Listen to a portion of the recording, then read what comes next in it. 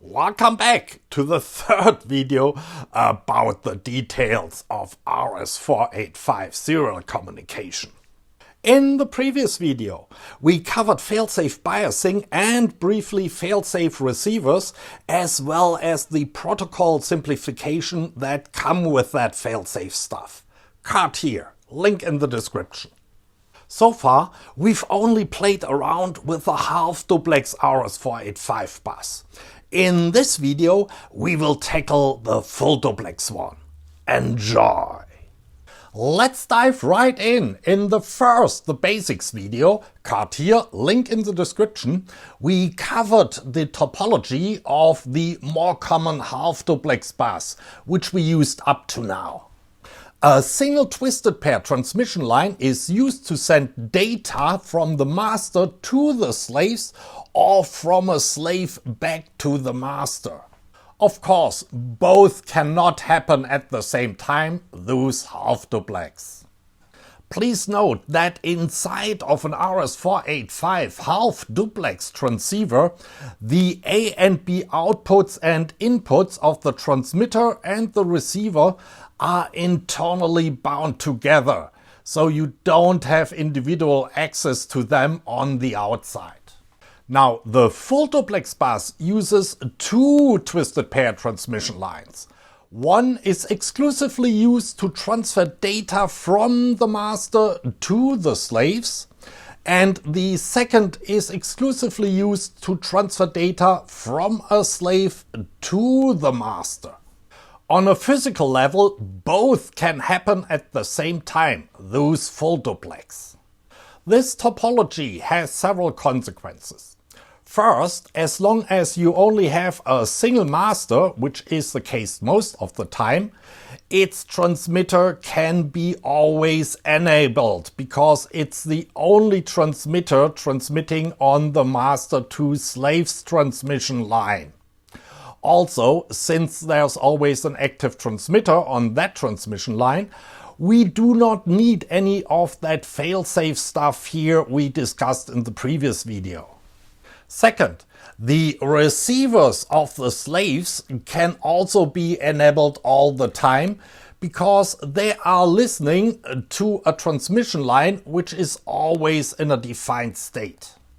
And they don't have to be disabled to avoid listening to their own transmissions because the slaves' transmissions happen on another transmission line. Third, on that slaves to master transmission line, it makes sense to either implement a failsafe biasing or to use a failsafe receiver, at least inside the master, because here we still have to enable and disable the transmitters of the slaves. So in between, the bus can go into an undefined state. Please note, full-duplex transceivers have, unlike their half-duplex brethren, the A and B lines of their transmitters and receivers individually routed out to pins because they have to be connected to different transmission lines.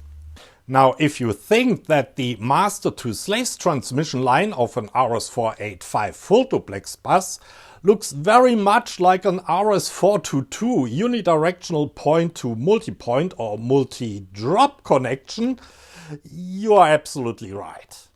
And if you think that RS-485 full-duplex transceivers, but for the data enable and the read enable line, look very much like RS-422 transceivers, you're also right.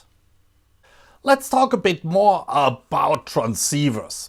It's easy to see that you can turn a full-duplex transceiver into a half-duplex transceiver by simply connecting the A and B lines of its transmitter and receiver externally.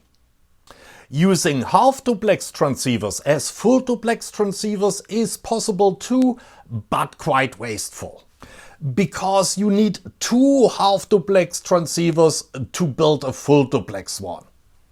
In the first half-duplex transceiver, you permanently disable the receiver and only use the transmitter. In the second one, you permanently disable the transmitter and only use the receiver. Thus, you have separate A and B lines for the transmitter and the receiver. But in a pinch, that can help you out, especially if you have, like me, only Texas Instruments SN75176 half-duplex transceivers at hand. The next step would be to upgrade our breadboard setup, which we did in the second The Basics video, card here, link in the description, to full-duplex communication. Here's a schematic for the new full-duplex master. I'll keep most of the existing transceiver here, that is its power supply and the resistor network providing failsafe biasing and termination. And I will use that as the receiver for the slaves to master line. Accordingly, the transmitter is permanently disabled and the data pin no longer used, while the receiver is permanently enabled and the read pin is still connected to the receive pin of the serial 1 port of my Nano Every. Then I'll add another transceiver which is exclusively used as transmitter for the master to slaves line. That gets, of course, a termination resistor and the usual power supply stuff. Its receiver is permanently disabled and so the read pin is not used, while its transmitter is, of course, permanently enabled and the data pin goes to the transmit pin of the serial 1 port of my Nano Every. No real changes around my Nano Every, but for the fact that we no longer have any control lines going to the read enable respectively data enable pin of any receiver. Now for the full-duplex slave. Here I will use the existing transceiver as a transmitter for the slaves to master line. The power supply stuff is the same as usual. We have an optional termination resistor for the last slave on the line. The receiver is permanently disabled and we don't use the read pin. The data enable pin is controlled like before by the Nano Every. We will use the digital 2 pin for that. And we have here a pull down resistor to make sure while the Nano is booting up and this pin is high impedance, that the line is not dangling but pulled down to ground, disabling the transmitter. As before, the data pin is connected to the transmit pin of the serial 1 port of my Nano Every. A second transceiver will be used exclusively as receiver for the master to slaves line. Again, the usual power supply stuff and the optional termination resistor. The transmitter is of course permanently disabled and so we don't use the data pin, while the receiver is permanently enabled and the read pin is connected to the receive pin of the serial 1 port of my Nano Every. There are almost no changes around the Nano Every. We still use the digital 21 pin to select the slave address, but we no longer use the digital 3 pin to control any transceiver stuff. Here's how the whole thing looks on the breadboards. On the master breadboard we have only 2 lines left going from the Arduino to the transceiver section. The transmit line and the receive line. On the slaves we have 3 lines left. The transmit line and the receive line, as well as the control line for the transmitter.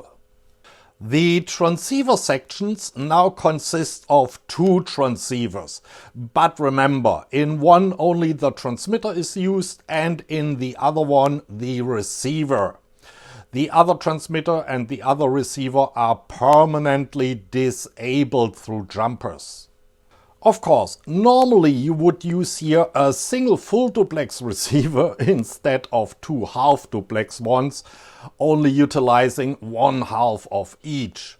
But again, I don't have full-duplex receivers at hand. And we can see that the boards are now connected by 2 twisted pairs plus the ground line.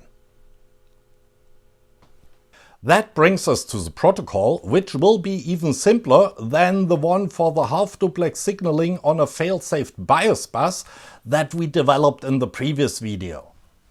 The master has no longer to switch any of its transceiver control lines because it has now permanent and exclusive control over the master's to slaves transmission line. The slaves have still to disable and enable their transmitters because they are sharing the slaves to master transmission line. Initially, the masters to slave transmission line is in an idle high driven by the master's transceiver, while the slaves to master transmission line is in an idle high ensured by the failsafe biasing. All transmitters of the slaves are initially disabled. The master can now at any point send a message to a slave. It's the usual format. The first byte will contain the address of the slave, and the second byte is the one to be echoed by the addressed slave. As soon as the addressed slave has received the message from the master, it can enable its transmitter, transmit back a message to the master, that is its address and the byte to be echoed, and then immediately disables its transmitter again. The only timing constraint left in this protocol is that the slave has to reply to a message from the master within a certain time. Again, we call that T timeout max. The Arduino sketch for the full-duplex master is basically the same as for the half-duplex master we developed in the previous video, but with a lot of lines deleted. So first of all, we do not need our pins anymore, the data enable and read disable pin. In the setup, we don't need to set up these pins anymore. Consequently, in the loop, we don't switch those pins anymore. And we don't need a delay here. Remember, that was wait T message min before transmitting again, because we're now the only ones transmitting on the master to slaves line. If I delete all the lines I just commented out, there's not much left. We still have our constants T step and T timeout, and in the setup we initialize our 2 serial ports. In the loop we still have our variables for the timeout and the 2-byte message. We still wait for input from the serial monitor, which we read and echo back to the serial monitor and then send to our slave. Then our timeout calculation follows and we wait for the reply from the slave or a timeout. If we got a message from the slave, we read that and we print it out on the serial monitor. Otherwise, we indicate the timeout on the serial monitor and finally do a new line on the serial monitor for readability purposes. And that's the whole full-duplex master code. For the full-duplex bus slave, we also take just the half-duplex version from the previous video and delete some lines. However, not as many as we did in the master, because we still need that data-enabled stuff.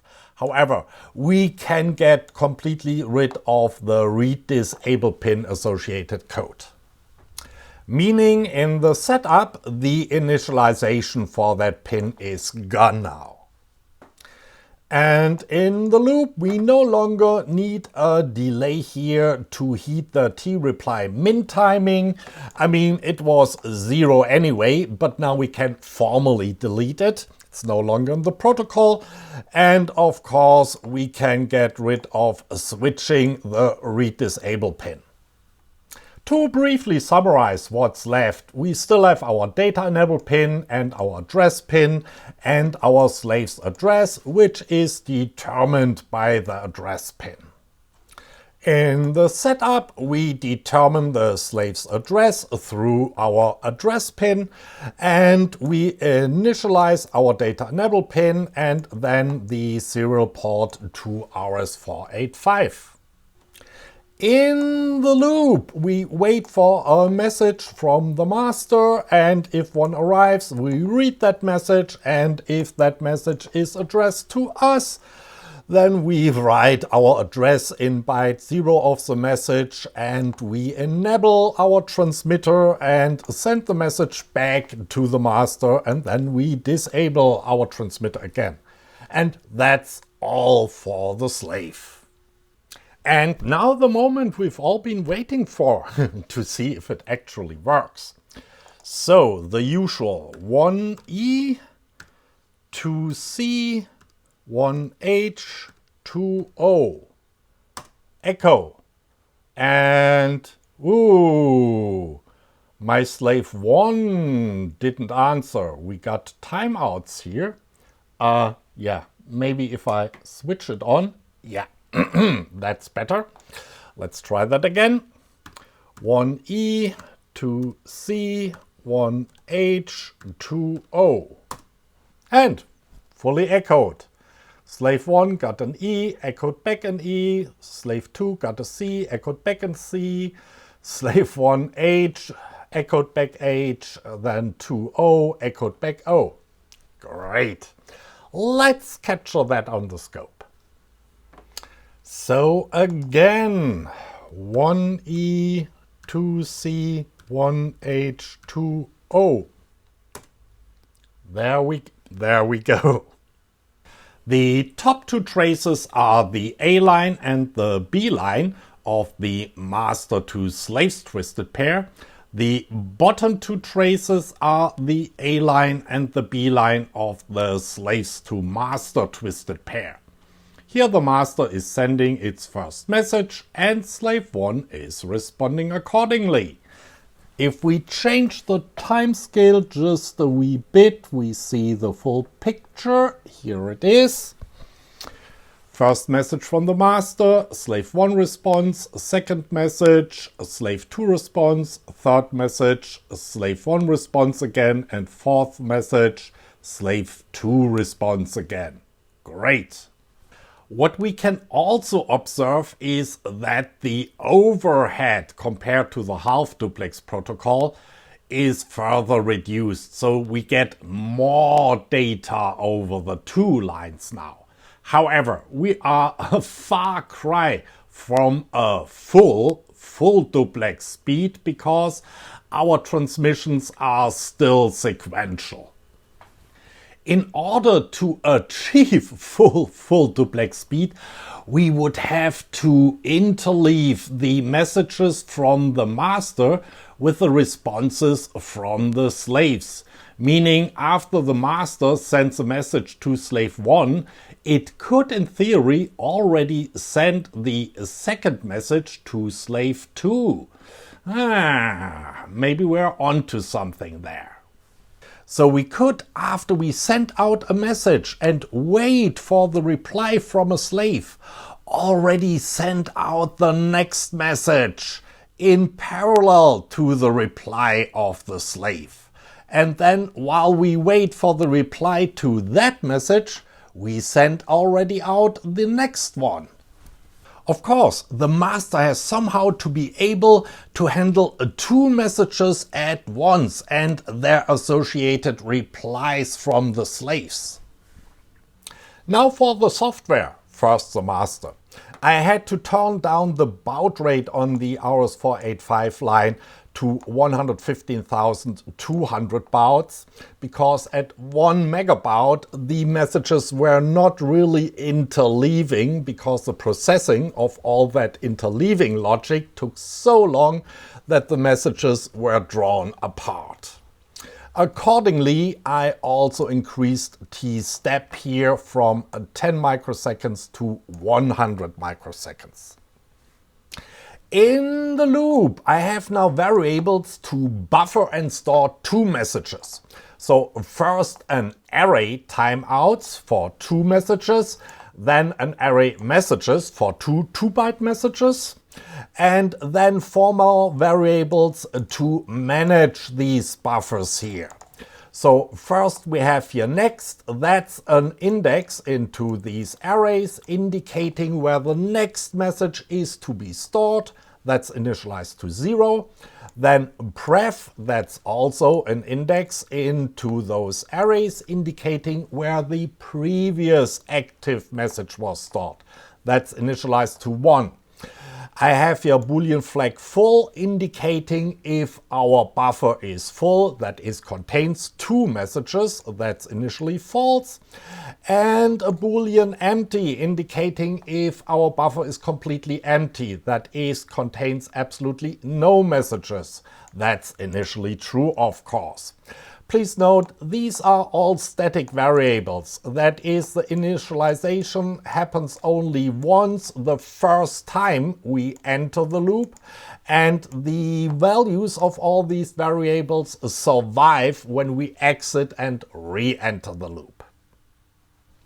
First, I check if we have 2 bytes available from the serial monitor and if the buffer is not full. If that's the case, I read those 2 bytes from the serial monitor and store them in the next free buffer slot.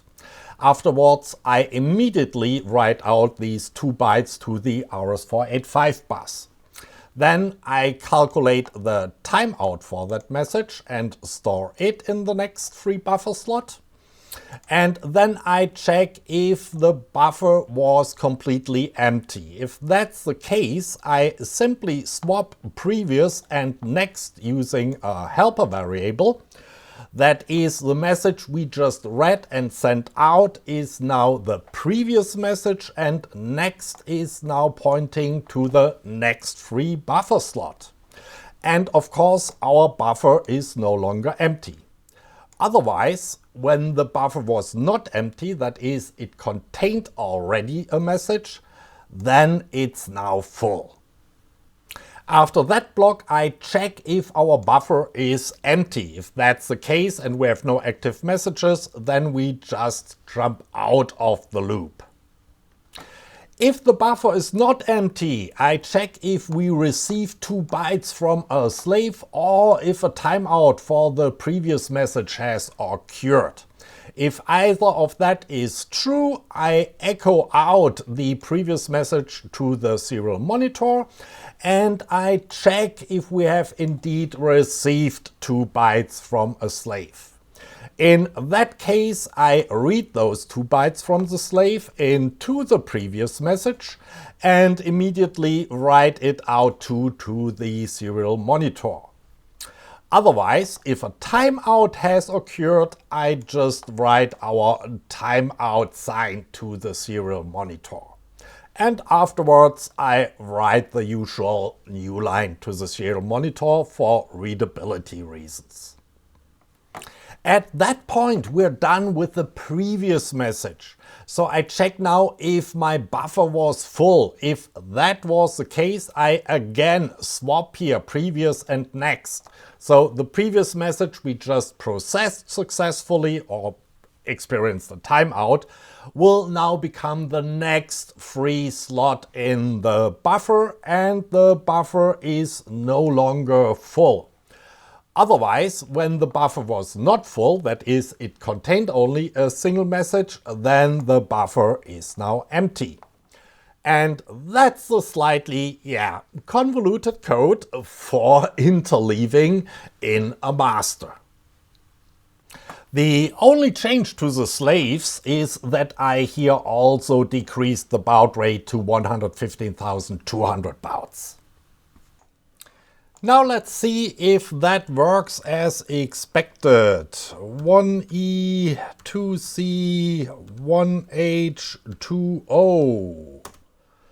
Echo, great. And with one slave dead, the slave 1, 1E, 2C, 1H, 2O. Yeah, great. Let's capture something on the scope then. I switched on slave 1 again, so 1E, 2C, 1H, 2-0 and single capture and go. Yo, that looks great. So here our master is sending out the first message to slave 1. And immediately afterwards it sends out the second message to slave 2. Here at the same time slave 1 is answering to the first message, and here slave 2 is answering to the second message, while the master is already sending out the third message again to slave 1, which answers here to that message. And at the same time the master is sending out the fourth message to slave 2 again, which answers here. Great, we have now achieved full duplex speed. That's it for today, the full duplex RS-485 bus. It further simplifies the software and the hardware, unless you press 2 half-duplex transceivers into service, of course. But at what cost?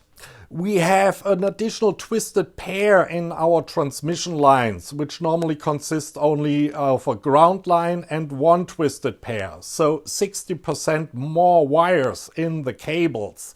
Also, all connectors have 60% more pins. That all drives the cost of an RS-485 installation up. And unless we interleave the messages, we don't see any speed gains.